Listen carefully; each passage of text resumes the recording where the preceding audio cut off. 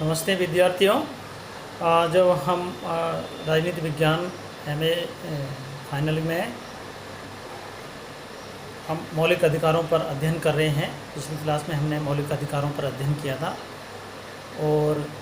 मौलिक अधिकारों की जब बात आती है और उसके अर्थ और उनकी विशेषता वगैरह के मौलिक अधिकार क्या होते हैं, इन सब चीज़ों को हमने समझने का प्रयास किया था पिछले अध्ययन के अंतर्गत। अब हम जो कंट्रोवर्सी मौलिक अधिकारों के संबंध में होती है उस पर थोड़ी से एक प्रकाश डालते हैं, समझने का प्रयास करते हैं कि जो मौलिक अधिकार होते हैं वो क्योंकि राज्य की शक्तियों को सीमित करते हुए व्यक्तियों को अधिकार दिए हुए हैं कि राज्य किसी व्यक्ति के जो अधिकार होते हैं, उसके जीने की स्वतंत्रताएं होती हैं, उन स्वतंत्रताओं को बनाए रखने के लिए राज्य की शक्तियों को सीमित किया जाता है। तो इस तरीके से मौलिक अधिकारों की व्यवस्था भारतीय संविधान के अंतर्गत की गई है। अब बात ये आती है कि मौलिक अधिकार और में समस्याएं क्या होती हैं, कौन कौन सी इस पर कंट्रोवर्सी आती हैं, कौन कौन से विवाद पैदा होते हैं। तो सबसे पहले विवाद के दो तीन चीज़ें हैं जो इनको विवाद में इनमें विवाद पैदा करती हैं, आपस में इनमें टकराव होता है। जैसे राज्य, विधि और नीति निर्देशक तत्व, ये कभी कभी ऐसी पोजीशन होती है कि ये आपस में टकरा जाते हैं और मौलिक अधिकारों को सीमित करने का प्रयास करते हैं। तो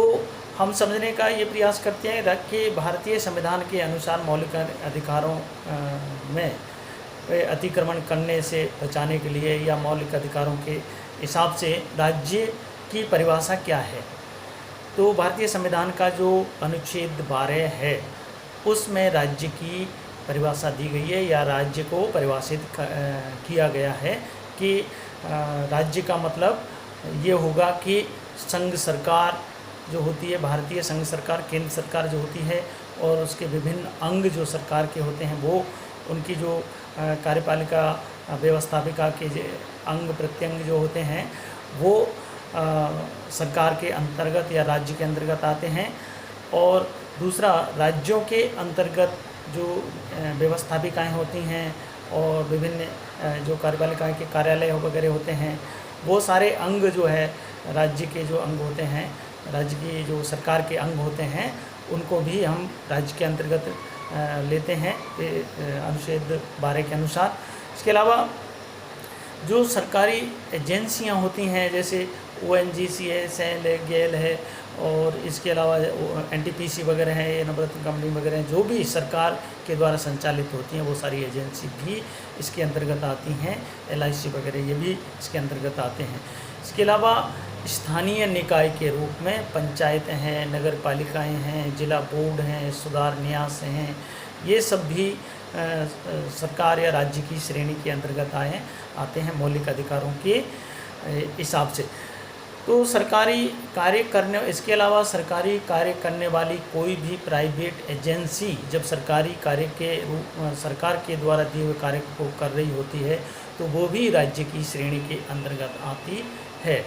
तो इन सब के आदेशों के द्वारा, इन सब की विधियों के द्वारा, इन सब के कार्यों के द्वारा मौलिक अधिकारों का हनन नहीं होना चाहिए और यदि हनन होता है तो न्यायपालिका इनकी सुरक्षा प्रदान करती है और कोई भी व्यक्ति जब हनन होने पर न्यायपालिका के अंतर्गत शरण ले सकता है। तो इस प्रकार से जो केंद्र सरकार, राज्य सरकार, उससे संबंधित निकाय हैं, स्थानीय निकाय, पंचायत, नगर पालिका वगैरह ये सब, और इसके अलावा सरकारी कार्यालय वगैरह हैं, सरकारी एजेंसियां हैं, गैर सरकारी एजेंसी, उस स्थिति में जब वो सरकार का कार्य कर रही होती हैं, सरकार की तरफ से कार्य कर रही होती हैं, तो वो भी इसके अंतर्गत, राज्य के अंतर्गत आती हैं। तो इन सब के द्वारा जब मौलिक अधिकारों का अतिक्रमण किया जाता है तो उस पर सर्वोच्च न्यायालय जो होती हैं वो अनुच्छेद 32 और 226 के अंतर्गत उन पर प्रतिबंध लगा सकते हैं, उनके आदेशों को, उनके कार्यों को प्रतिबंधित कर सकती हैं, मौलिक अधिकारों को संरक्षण देने का कार्य किया जाता है। फिर आते हैं हम कि जो जो विधि है वो क्योंकि मौलिक अधिकारों का हनन या तो राज्य करेगा या फिर विधियों के द्वारा किया जाएगा, या फिर जो नीति निर्देशक तत्वों को लागू करने का, कल्याणकारी योजनाओं को लागू करने का जब कार्य किया जाता है तब हनन हो सकता है। तो ऐसी स्थिति में विधि को भी समझने का प्रयास करते हैं, और भारतीय संविधान के अनुच्छेद 13 के अंतर्गत विधि को भी परिभाषित किया गया है मौलिक अधिकारों की दृष्टि से और मौलिक अधिकारों को सुरक्षा प्रदान करने की दृष्टि से। तो इसमें साफ लिखा हुआ है कि मौलिक अधिकारों से असंगत कोई भी विधि शून्य हो जाएगी, अर्थात कोई भी ऐसी विधि जो मौलिक अधिकारों का उल्लंघन करती हो वो शून्य हो जाएगी, निरस्त हो जाएगी और वो लागू नहीं की जा सकती है, उसको निरस्त न्यायालय के द्वारा निरस्त किया जाएगा। और इसके लिए निरस्त करने के लिए अनुच्छेद 32 और 226 को की शक्तियों को प्रयोग करते हुए न्यायालय उनको मौलिक अधिकारों को सुरक्षा प्रदान करेगी। तो इस प्रकार से विधि शब्द को एक व्यापक रूप में हम ये परिभाषित करने जो किया गया है उसको हम समझते हैं कि विधि के अंतर्गत क्या चीज़ें आती हैं, कौन सी विधि को माना गया है इसके अंतर्गत। तो सबसे पहले बात आती है जो स्थायी प्रकृति की विधियां होती हैं। स्थायी प्रकृति की विधियां जैसे संविधान है, कोई भी कानून है, वो स्थायी विधियां होते हैं। और फिर संसद और विधानसभाओं के द्वारा बनाई हुई विधियां या उनके द्वारा पारित की गई विधियां वो भी विधियों के रूप में आती हैं। अस्थायी विधि के रूप में जैसे राष्ट्रपति है, राज्यपाल है, उसके द्वारा जो अध्यादेश जारी किए जाते हैं उनको अस्थायी विधि के अंतर्गत मानते हैं, तो वो भी एक विधि की श्रेणी में आता है मौलिक अधिकारों की दृष्टि से। इसके अलावा जो विधियां प्रत्यायोजित की जाती हैं, यानी कि जो उच्च अधिकारी या वो जो उच्च लेवल के जो संविधान है या कार्यालय हैं उनके द्वारा नीचे लेवल के जो अधिकारी और कार्यालय वगैरह होते हैं उनके लिए प्रत्यायोजित किया जाता है कि समय अनुसार या उसकी परिस्थिति के अनुसार नई विधि बनाई जा सकती हैं उनके द्वारा कार्य को सही तरीके से संचालित करने के लिए। तो उन विधियों, प्रत्यायोजित विधियों को भी इसके अंतर्गत लिया जाता है। कार्यपालिका के विधान हों, अध्यादेश हों, आदेश हों, उपविधियाँ हों, नियम हों, विनियम हों, अधिसूचना हो, तो ये कार्यालय के द्वारा जो दिन प्रतिदिन जो आदेश, अध्यादेश और आदेश जो नियम उपनियम बनाए जाते हैं वो भी विधि के की परिभाषा के अंतर्गत आते हैं। तो उनके द्वारा भी कि भारतीय नागरिकों के मौलिक अधिकारों का हनन नहीं होना चाहिए, ये अनुच्छेद 13 के अनुसार विधियों को परिभाषित किया गया है। तो इस तरीके से विधि का जो है एक व्यापक रूप में दिया गया है, एक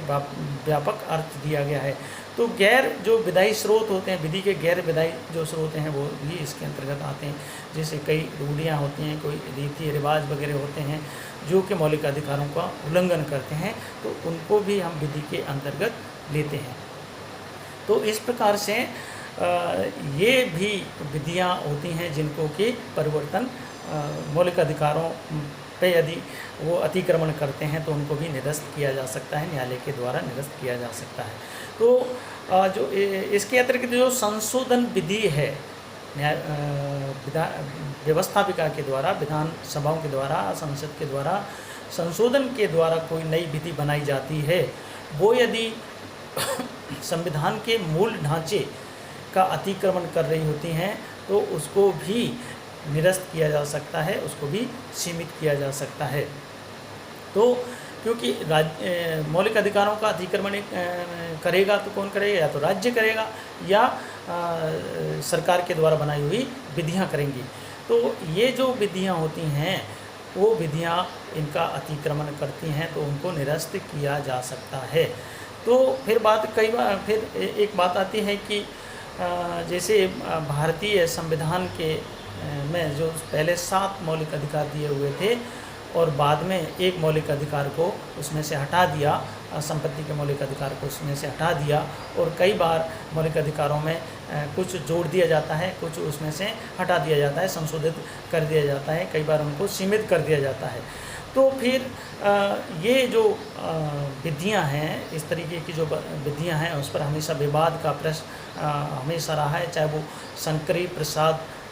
विवाद हो, चाहे केशवानंद भारतीय विवाद हो, मिनर्वा मिल्स वाला विवाद हो। इसी प्रकार के जो विभिन्न समयों पर जो विवाद होते रहे हैं, न्यायालय ने उसमें मौलिक अधिकारों की सुरक्षा प्रदान करने के लिए अपने एक निर्णय देने का प्रयास किया है। तो